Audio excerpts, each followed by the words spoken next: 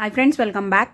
Banana cake చేస్తున్నాను. So కొంచెం పండిన బనానాస్ ఎవరు తినరు కదా, సో దాంతో కేక్ చేసేస్తున్నాను. ముందు ఒక కప్పు బెల్లాన్ని మిక్సీలో వేసి మిక్సీ తిప్పేశాను. దాంతోపాటు 2 బనానాస్ వేశాను, అవి కూడా ఒకసారి తిప్పాను. 1 కప్ బెల్లానికి 1.5 కప్ గోధుమ పిండి వేశాను. ఇంకా 3 tablespoons cocoa powder, baking soda, baking powder, ఇంకా స్మెల్ కోసం అని చెప్పి వెనీలా ఎసెన్స్, ఇవన్నీ మిక్సీ తిప్పేసేయండి. సో దాంతో కొంచెం థిక్గా అనిపించింది బ్యాటర్. సో ఒక 4 టేబుల్ స్పూన్స్ పాలు యాడ్ చేశాను కన్సిస్టెన్సీ కోసం అని చెప్పి. ఇంకా 1/2 కప్ ఆయిల్ వేశాను, గానుగులో ఆడిచ్చిన నూనె వేశాను.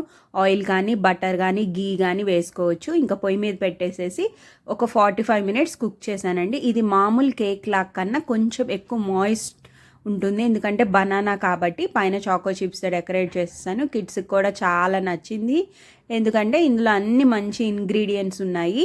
నచ్చినట్టయితే సబ్స్క్రైబ్.